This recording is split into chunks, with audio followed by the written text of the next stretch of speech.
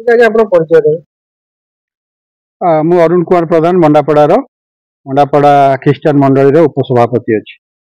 ଗତକାଲି ହଁ ସେଇଟା ତ ଫେସବୁକରେ ଘୁରି ବୁଲୁଛି ଆଉ ଆମେ ମଧ୍ୟ ଦେଖିଲୁ। ସେଥିରେ 5-6 ଜଣ ସିଗ୍ନେଚର କରି ସ୍ୱାକ୍ଷର କରି ତହସିଲଦାରଙ୍କୁ ଏକ ଦରଖାସ୍ତ ଦେଇ ଅଛନ୍ତି ଯେ ମଣ୍ଡାପଡ଼ା ବାପ୍ଟିଷ୍ଟ ମଣ୍ଡଳୀ ଏହାକୁ ଭିନ୍ନ ଉପାୟରେ ତାକୁ ବିକ୍ରୟ କରିବାକୁ ଯାଉଅଛି ବୋଲି ଏଥିରେ ଗୋଟେ ସେମାନେ ଦରଖାସ୍ତ ଦେଇ ଅଛନ୍ତି। ଏହାର ପ୍ରକୃତ ସତ୍ୟ ହଉଛି ସେଇ ଦରଖାସ୍ତକାରୀ ମାନେ ଯେଉଁମାନେ ସେଥିରେ ସ୍ୱାକ୍ଷର କରିଛନ୍ତି ସେଇମାନେ ହିଁ ଆମମାନଙ୍କୁ ପ୍ରସ୍ତାବ ଦେଇଥିଲେ ଯେ ଆମମାନଙ୍କର ଗୋଟେ ଜମି ଅଛି ସେଟାକୁ ବିକିକି ଆଉ ଗୋଟେ ଗ୍ରାମ ଭିତରେ ଗୋଟେ ଜମି ବିକ୍ରି ହେବାକୁ ଯାଉଅଛି ସେ ଜମିଟା କିଣିବା ପାଇଁ।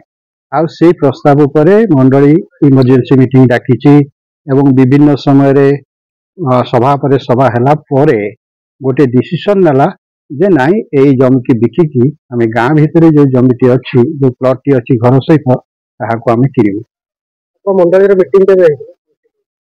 ଏଇଟା ଆମଙ୍କର ଗତ ବର୍ଷ ଯଦି ହେଇଛି ମେ ମାସରେ ଏ ଡିସିସନ ହେଲା ଯୋଉଥିରେ କି ଆମେ ନୋଟିସ ଦେଇଥିଲୁ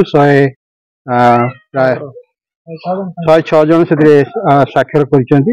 ଆଉ ସେ ସ୍ୱାକ୍ଷରକୁ ନେଇକି ତାପରେ ମିଟିଂ ହେଲା। ମିଟିଂରେ ଡିସିସନ କରାଗଲା ଯେ ସମ୍ପାଦକଙ୍କୁ ଆମେ ମଣ୍ଡଳୀ ଦାୟିତ୍ୱ ଦେଲା ଖ୍ରୀଷ୍ଟିଆନ ମଣ୍ଡଳୀ ଦାୟିତ୍ୱ ଦେଲା ଯେ ସମ୍ପାଦକ ଏହାକୁ ବିକ୍ରି କରିପାରିବେ ତା ସହିତ ସଭାପତି ଆଉ ଉପସଭାପତି ଆଉ କୋଷାଧ୍ୟକ୍ଷ ଏମାନେ ସବୁ ଦାୟିତ୍ୱ ରହିଲେ କିପରି ଭାବରେ ଏଇଟାକୁ ବିକ୍ରି କରାଯାଇ ଜମିଟାକୁ କିଣା ଯାଇ ପାରିବ ସେଥି ନିମନ୍ତେ ସେମାନେ କାର୍ଯ୍ୟାନୁଷ୍ଠାନ ଗ୍ରହଣ କରିବେ। ସେଥିରେ ବ୍ରଜାନନ୍ଦ ସ୍ୱାଇଁ ଯେ ସିଗ୍ନେଚର କରିଛନ୍ତି ହଁ ସେ ମେମାଟ ମିଟିଂ ନଥିଲେ ଯୋଉ ନୋଟିସ ଦିଆଯାଇଥିଲା ସେଥିରେ ସେ ସାଇନ କରିଛନ୍ତି କିନ୍ତୁ ସଭାରେ ଅନୁପସ୍ଥିତ ଥିଲେ ଆଉ ପ୍ରାୟ ସମସ୍ତେ ଅନୁପସ୍ଥିତ ଥିଲେ। ବ୍ୟକ୍ତିମାନେ ଯୋଉ ବିଶୃଙ୍ଖଳା ସୃଷ୍ଟି କରୁଛନ୍ତି ଆପଣ ଭାବୁଛନ୍ତି ଯେ ମଣ୍ଡଳ ପକ୍ଷରୁ ତାଙ୍କୁ କିଛି ଆଇନ ହିସାବରେ ତାଙ୍କୁ ଦଣ୍ଡିତ କରାଯିବ?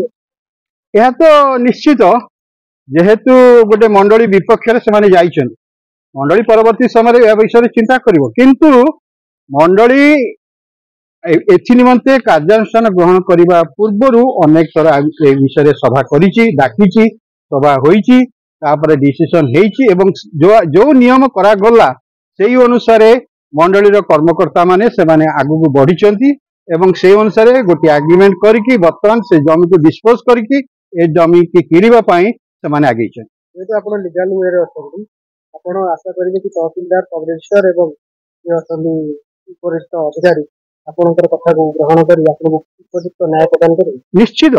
ନିଶ୍ଚିତ ଆମେ ନିୟମ ଅନୁସାରେ ଯାଇଛୁ ଆମେ କୌଣସି ବେନିୟମ କାର୍ଯ୍ୟ କରିନାହୁଁ ତେଣୁକରି ଆମମାନଙ୍କ ବିପକ୍ଷରେ ଯେତେ କଥା ବର୍ତ୍ତମାନ ତହସିଲ ଅଫିସରେ ହଉ ସବ ରେଜିଷ୍ଟ୍ରାର ଅଫିସରେ ହଉ ବା ଫାଣ୍ଡିରେ ହଉ ଯାହା କିଛି କାଗଜ ଦିଆଯାଇଛି ଆମେ ସେଥିରେ ଦୁଃଖିତ ନ ହଉ କି ମାନେ ସେଥିରେ ମର୍ମାହତ ନହଉ ଆମେ ନିୟମ ଅନୁସାରେ ଯାଇଛୁ ଆଉ ଆଗକୁ ମଧ୍ୟ ଏ କାର୍ଯ୍ୟ ନିଶ୍ଚିତ ଭାବରେ ହବ କାରଣ ଆମେ ନିୟମରେ ଅଛୁ ଆଉ ମୁଁ ନିଶ୍ଚିତ ଆମେ ସତ୍ୟରେ ଅଛୁ ସତ୍ୟରେ ଧର୍ମର ନିଶ୍ଚିତ ଭାବରେ ଜୟ ହବ ଏହା ନିଶ୍ଚିତ।